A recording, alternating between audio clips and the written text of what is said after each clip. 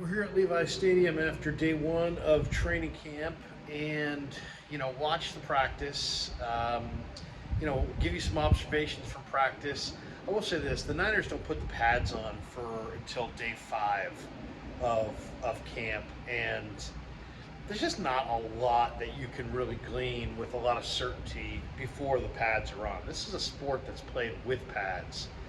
And football without pads is not really football. It's more like drills, and I don't know how many really ironclad observations you can make without the pads. But let's go into just some of the things that I saw today. Now, Trey Lance was 5 of 6. He had a long throw to Ty Davis Price on the sideline that was impressive. I thought Lance definitely looked the best that I've seen him look as far as he's got a streamlined motion. He definitely has gotten. He doesn't hold the ball low. He doesn't have that loopiness. There's not a big elongated motion. It's a lot more concise. So that was good. And to me, he was the best looking quarterback that I saw today. Now, Brock Purdy did not practice today. He is going to practice tomorrow. So we'll have a better idea, of how Purdy looks tomorrow. Darnold, I thought looked pretty good at times, but nothing spectacular. He was 2 of 4. He took a sack on one play. He looked just okay to me. Brandon Allen looked just inaccurate. I mean, he had one overthrow. He had 3 other passes that I thought were underthrown. His downfield accuracy is not great, and he didn't complete a pass all day that I saw. Christian McCaffrey was out there during the position drills, but when it got to 7-on-7, the team drills, he didn't play, and I'm sure they're just backing him off. They want to make sure they pace themselves with McCaffrey. They're not going to overutilize McCaffrey. Jordan Mason, to me, looks like this is one of those things that you can't really draw a lot of conclusions, because he looks to be in great shape. He looks light, he looks explosive. I think he looks lean and mean, and like if I'm just watching his body and him move around, I love the way he's moving. But he had a fumble, he had a drop pass. So overall, I can't say it was a great practice from Jordan Mason, but I'm looking more at his conditioning, and to me, he looks like he's primed for a big year. He's in great shape. I mean, you're talking about a guy who's probably about 230 and looks really explosive. So he did fumble, though. He did drop a pass, so he didn't look really sharp. One guy who looks fantastic right now, or really 2 guys, and I think this is going to be a theme all summer, is Deebo Samuel and Brandon Ayuk. Both really look like they're taking it to the next level. I mean, Deebo told us in OTAs that he sucked last year. He told me after practice that the boxing really works on his endurance, because 3-minute rounds you got to go full bore, and so I think he's in the best shape of his life, and he just looks like he's in fantastic shape and primed for a big year. Same with Brandon Ayuk. In some ways, those 2 guys are kind of outshining everybody else in my mind, just from the standpoint of I think Deebo's going to have a huge year, and I think Ayuk's going to have a huge year, and they both look like they're just ready to just take off and be incredible this year.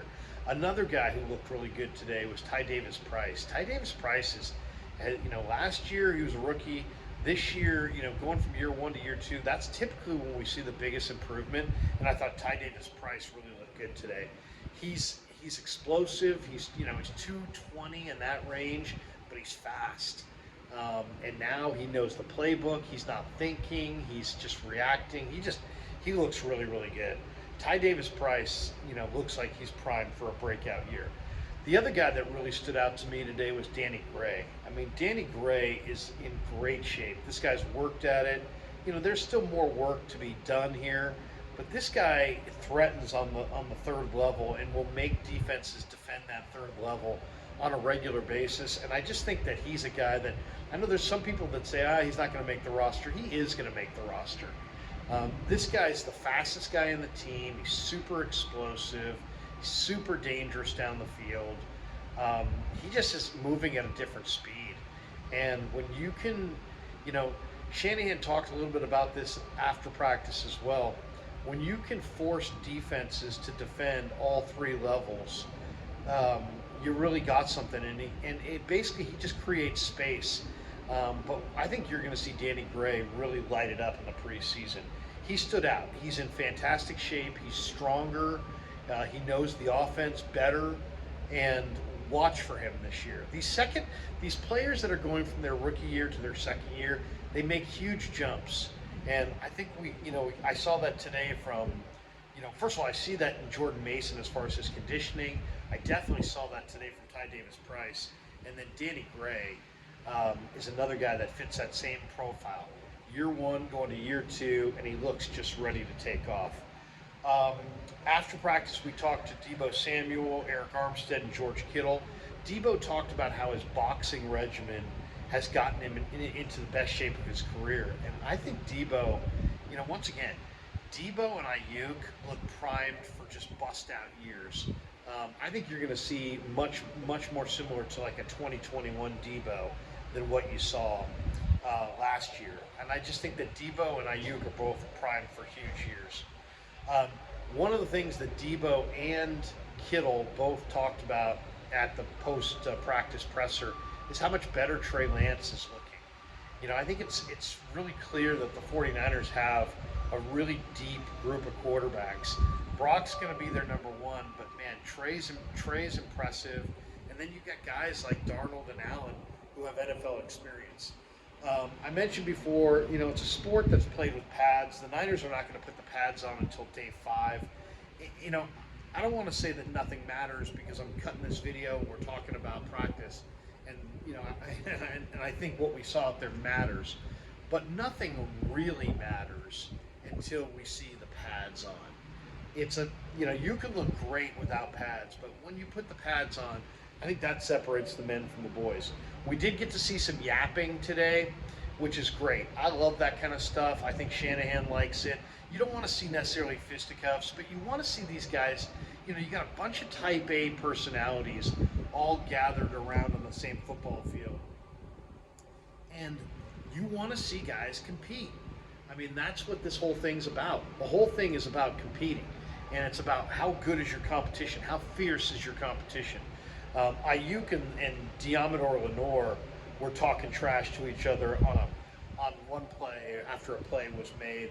I love to see that. On a different play, it was a deep ball to Danny Gray, and Afonga came over and made a phenomenal play.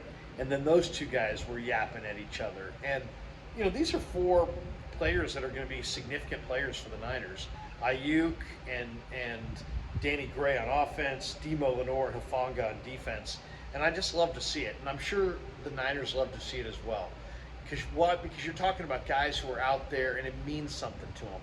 When guys are yapping at each other and barking at each other and woofing, um, that means they're taking ownership of it. It means a lot to them. They're competitive. I want to see it, and I'm sure the coaches do as well. Shanahan made a point afterwards to say that the first practice is kind of an easy day. They kind of kept the reps down. They didn't have a ton of reps today. A couple guys on the defensive line that really stood out. One was Drake Jackson. Drake Jackson's in great shape. Drake Jackson's primed for a huge takeoff in year 2 as well. Another guy, year 1 to year 2, Drake Jackson. Last year he was inactive 5 of the last 6 games. And there was a number of reasons for that. I thought he lost strength. Now he came in, he's put on a lot of upper body strength. The Niners had 40 days off between the OTAs and training camp, and a lot of guys took off and traveled or trained wherever they trained. Drake stayed here in Santa Clara and was here at the facility the entire time. And you can tell. I mean, he looks confident. He's flying off the edges. Once again, I'll know more once they put the pads on, but I thought Drake overall really looks good as far as he's in great shape. He's moving well. He's playing with a lot of confidence, and you can see he's got a little bit of swagger to him. Last year he didn't have that swagger, so that was great to see. And the other guy who looks really good out here so far is Javon Kinlaw.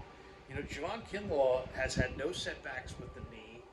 Um, he knows that his career is kind of hanging in the balance. This is easily the most important camp for Javon Kinlaw of his career, and he looks good right now. He's moving well. He's playing hard. The motors. I've never seen him move this well. I don't know what he's weighing, but to me, he looks a little lighter, and just maybe that's the key for him is to stay lean. The other thing I thought I saw, Drake Greenlaw and Fred Warner, still tone-setting linebackers that really, are noticeable. I mean, they really are noticeable, setting the tone on defense. They looked really good. Also, two young DBs, two rookies that really shined to me today. Deshaun Jameson, the corner from Texas, is just, he doesn't look like a rookie. And now he's experienced. He played 5 years in Texas. But this guy, masters every drill, looks like he's been doing every drill for years. Really sudden, really quick, really explosive. That combined with how he looked in the OTAs and the minicamp, watch out for Deshaun Jameson. And the guy to me who really also shined today was Jair Brown. Jair Brown, is in great shape. And he's just an impressive guy. He stands out on film. He stands out on the field. I think you're going to see Jair Brown just get better and better and better as this thing goes on. And I would expect he's going to make a big impact at some point during this rookie year. Now, he's slated to not start. Tayshaun Gibson's the starter at strong safety opposite of Fonga. But that's not set in stone. And Jair Brown easily could commandeer that starting spot, at some point this year. He really stood out. He's in good shape. He knows what he's doing. He just seems like he's out there. Every drill's important to him. I mean, he's a high character football player, and that was a great draft pick. I could tell that even before we get into the games. A very productive player at Penn State, but now that he's in the Niners scheme, he's learning it. Every practice he looks better. He looked better in the mini camp than he did at the OTAs. I thought he looked really good today in the drills, in the individual drills. I was kind of hanging out by the DBs. The other guy that really stood out is Samuel Womack. So, if there's one area where I expect the Niners to really improve significantly from last year, it's in the secondary. Steve Wilkes was a DB at Appalachian State, and the Niners have a lot of good young talent there. Diamador Lenore, Deshaun Jameson, Jair Brown, Samuel Womack. They got a lot of guys who can, they got a lot of talent on that back end. They really added to that mix this year. All right, it was day one of camp. Those are my observations. Nothing super earth-shattering, and they won't put on the pads, I believe, until Sunday. But it was good to see. Nobody went down with any kind of an injury that I saw, and it was a spirited practice. The fans were here. Spencer Wagee got the group fired up as some of the rookies do at the beginning. I thought Wagee looked pretty good as well, but once again, it's hard to tell with the pads off. The one guy also that kind of stood out that I haven't mentioned yet is Beal, the Georgia kid, who's clearly, long arms, very athletic, and when you watched him do some of the drills, he just looks like a guy who's got he's a different looking athlete. He really is. His athleticism kind of stands out when you watch the drills, and I can't wait to see what he looks like with pads on. But that does it for the instant reaction after practice. Hope you liked some of the stuff. Look for more videos coming up on the Krug Show. Thanks to Pig and a Pickle for being the proud sponsor of the Krug Show. Day one of training camp officially in the books. Beautiful day here in Santa Clara. And I hope you guys all had a great day, and we'll see you tomorrow for day two.